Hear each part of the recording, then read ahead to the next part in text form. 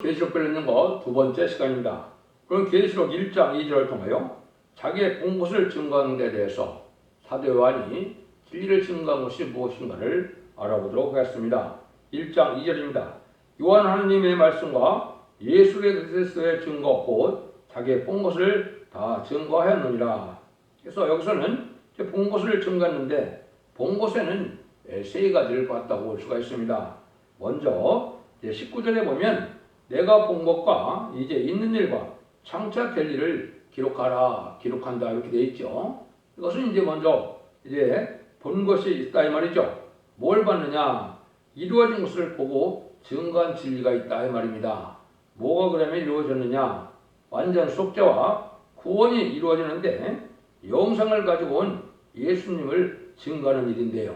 거기에는 이제 세 가지가 있는 겁니다. 첫 번째는 그리스도는 완전한 신으로 세상에 왔습니다.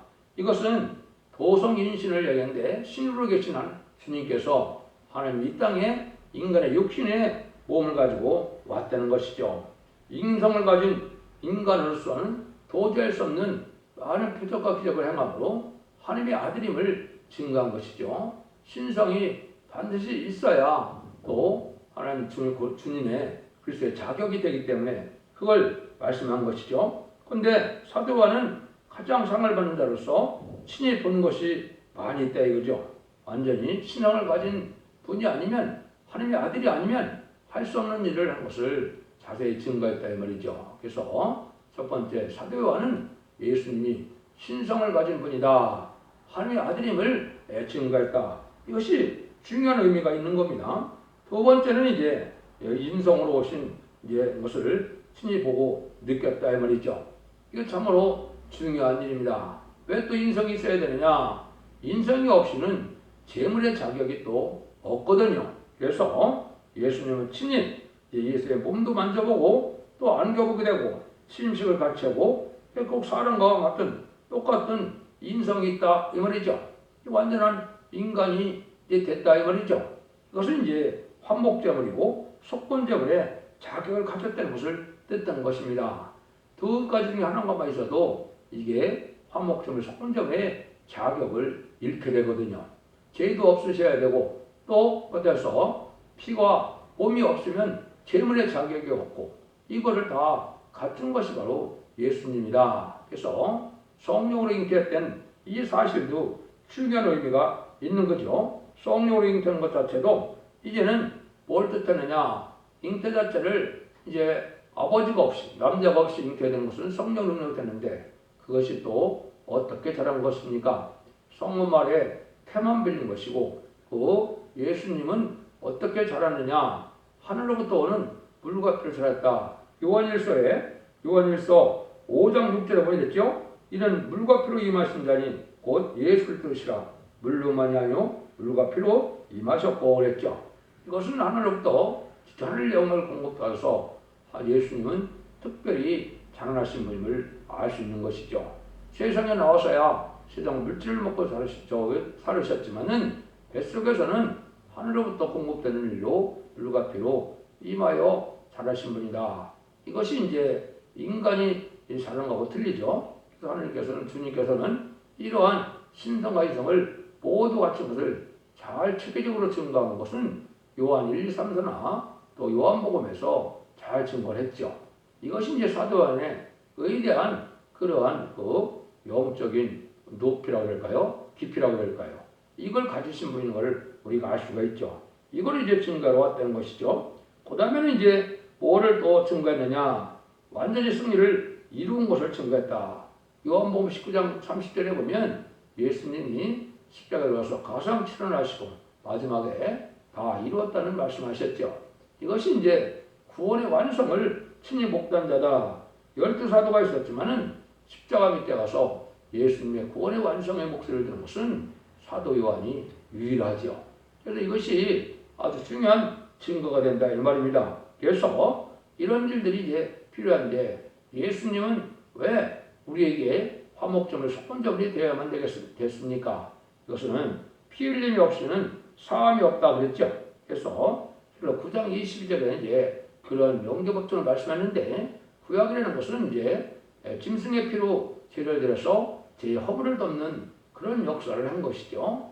죄가 없는 그 허물을 덮게 되시고 이제는 완전한 피인 예수님의 피로 이제는 완전한 속건점을 한목적으로 자격을 갖췄기 때문에 이제 예수의 보혈의 공로를 믿는 제사를 드려야 예배를 드려 상달되는 것이고 그것이 상달될 때 이제 중생을 받아서 하나님의 백성 되는 노란 은총을 베풀어 주는 거거든요.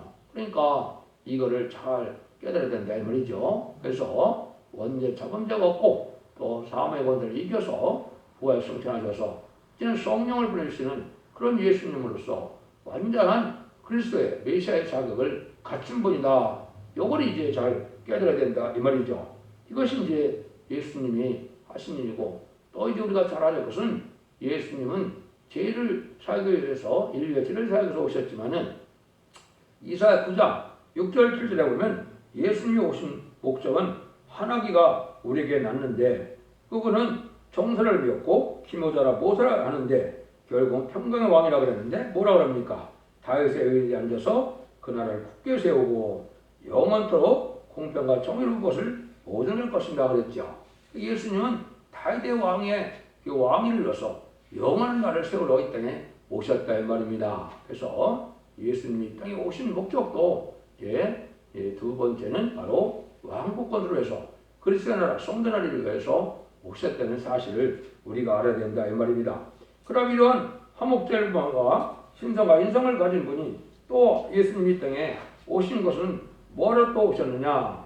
그걸 보면 이제는 죄가 없으신데 죄를 없애러 오신 뿐 아니라 이제는 마귀를 멸하러 오셨다. 그랬더니요. 마귀를 멸하러 오셨댔죠. 요한일서 3장 8절에 보면 예수님이 오신 목적은 마귀를 멸하러 오셨다. 이건 이제 재림주의 목적이 이 세상에 마귀를 없애고 마귀가 죄를 없애서 이제는 새 시대를 이룰 것을 말씀하는 것이죠. 처음에 주님은 이제 죄인을 불러오셔서 죄인된 몸을 그리스도의 보혈의 공로를 믿음으로 이제는 의인된 몸을 대해서 영원 받는 자범죄를 해결해서 영원 받는 역사를 하실 것을 얘기한 것이고 재림제가 오실 때는 원죄와 자범죄를 다 해결하셔서 이는 회개치 아니한 자 이제 복음에 순종치 않은 자들을 멸망시켜서 악인과 죄를 멸망시켜서 마귀들을 없애하는 것이 예수님이 오신 목적이다 이 말입니다.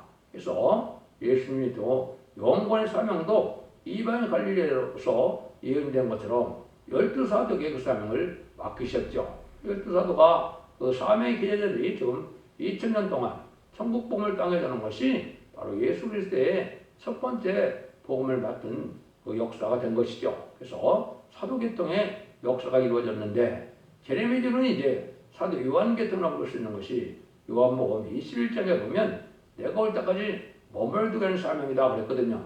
이것은 이제 제레미야를 영접할 이제는 그 신앙점을 시켜서 제레미야 영접할 그런 사명인데 그 사명이 바로 계시록의 사명이다. 그래서 예언서를 읽고 듣고 지키는 자들이 복을 받게 한다고 그랬는데 최고 영계로서 계시록을 잘 써놓고 이제 사도 요한의 사명을 한 것이죠.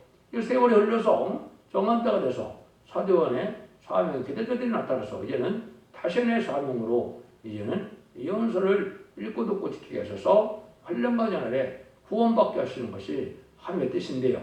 그 구원에는 이제는 변화 승천하여 들림받는 자들이 있고 또 예비처 보호죄 보호받아서 새 시대의 백성이 되는 은혜가 있다는 사실을 이제 증거한 것이 바로 이 계시록이다 이 말입니다.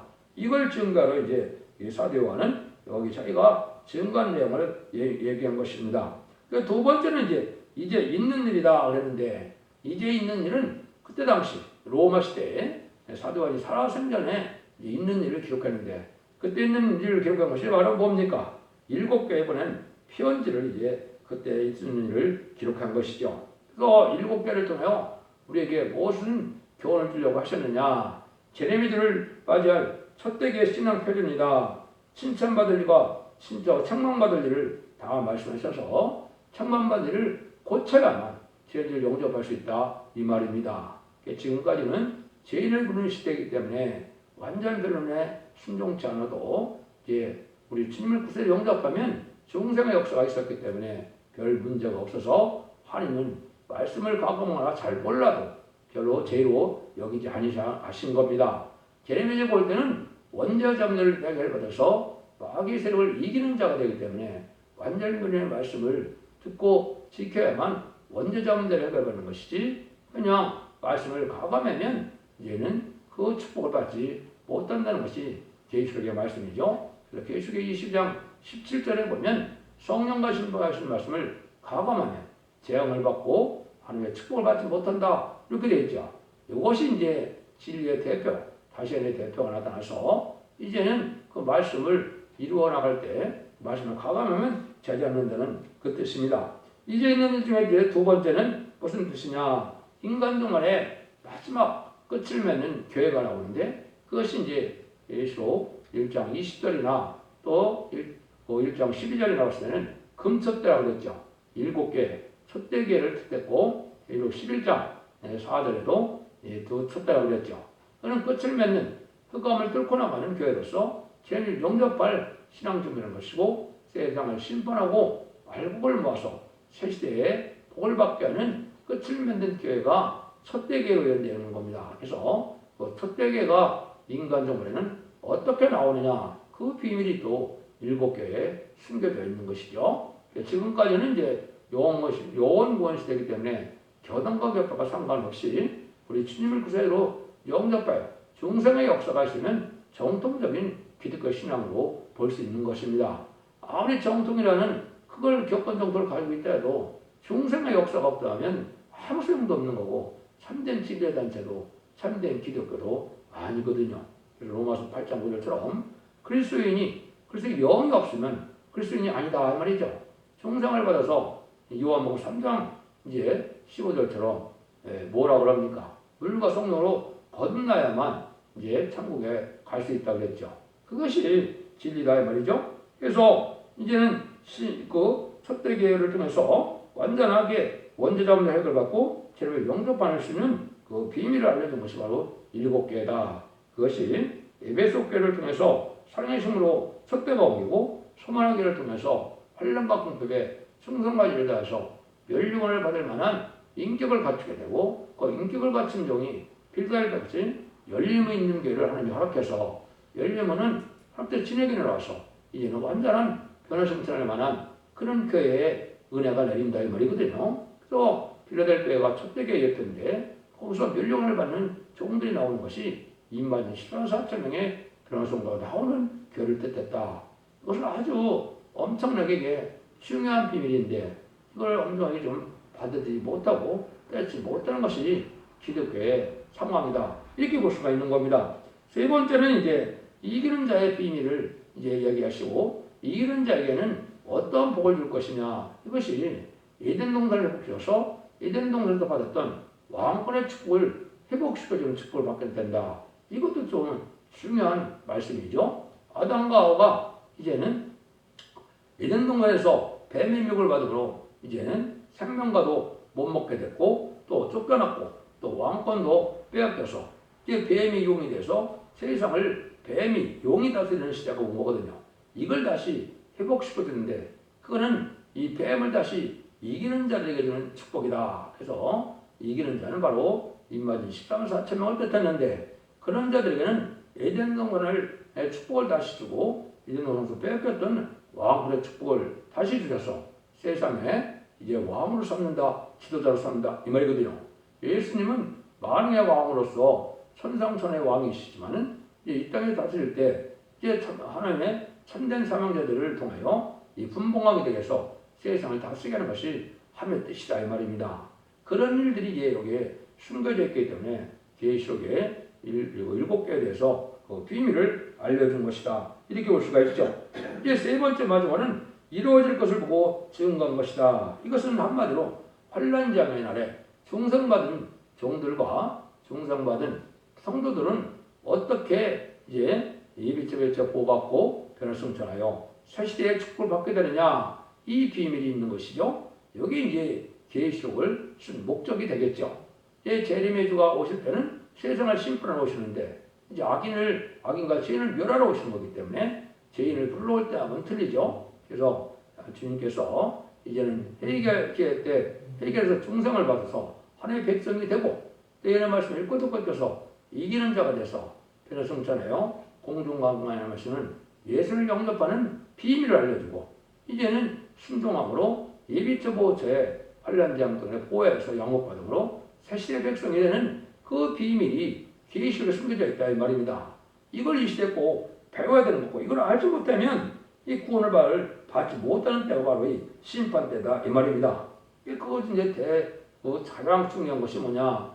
계시록 10장 11절에 보면 다시의 대표가 나와서 진리의 다른 말씀을 전하게 된다 이 말이죠. 이것은 인간 종말에 하나님의 심판을 어떻게 할 것이냐 예언서 계시록대로 진리의 말씀대로만 변론했는데 그 변론이 하나님 인정한 변론이어야 되겠죠.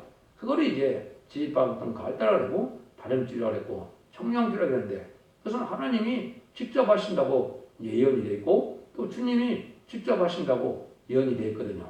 그런데 또 그 종은 또 스룹바벨이라고 스가랴 4장 10절이나 학교 2장 23절에 말했거든요.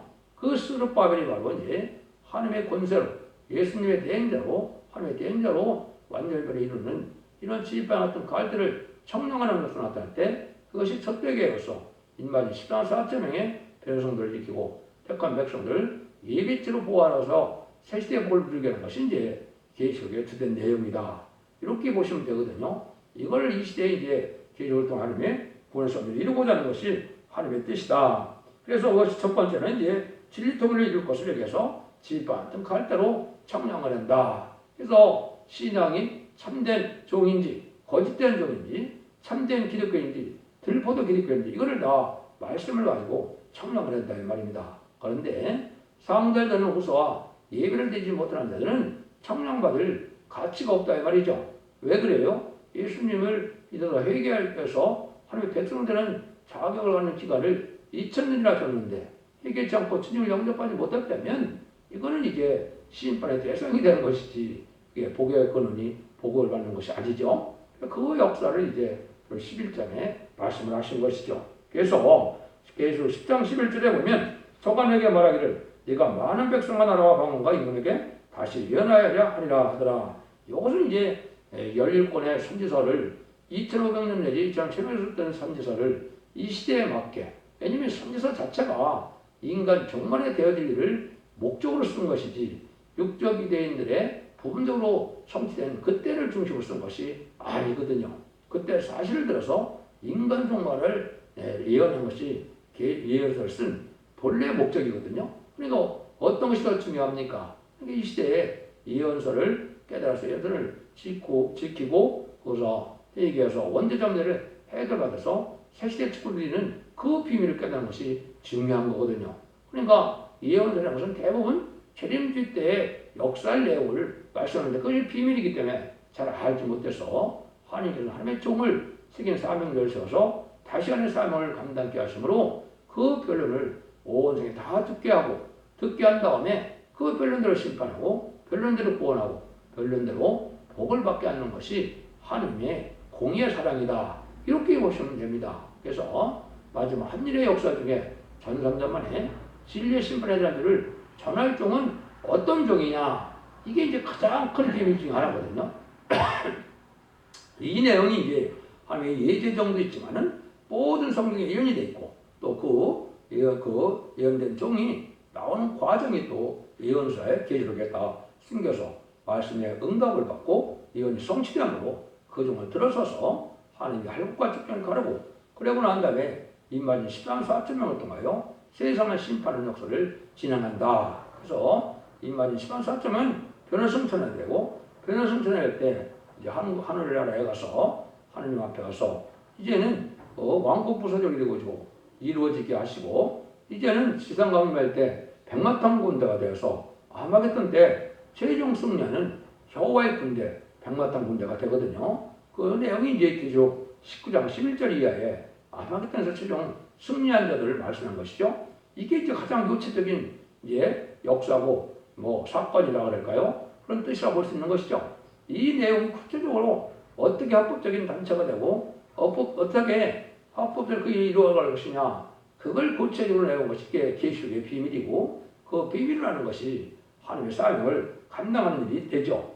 이것이 이제 하나님께서 하시고자 하는 하나님의 뜻이다. 이렇게 볼 수가 있는 것이죠. 그래서 이제는 택한 종들은 변을 성천하여 들릴만한 역사를 하게 되고, 택한 백성들은 예비처부터 제보해서 환난과 전에 보험을 얻어서 이제 심판 후에 이단권이 회복될 때 새시대 백성을 삼는 일이 이제 있는데, 이 두 가지를 통하여 구원하는 비밀이 바로 이 계시록에 있기 때문에 인간 종말에는 이 예언서 계시록을 알지 못하고는 세세 축복을 받지 못한다는 사실을 아셔야 된다, 그죠? 근데 이것은 하느님의 계시이기 때문에 인간이 알 수 없는 내용이고, 하느님이 택한 중에서 하느님이 가르치는 종만이 이 진리를 받게 되다 보니까 이것이 하느님의 시대적인 사명이고, 이게 대표적인 종이 된다 이 말입니다.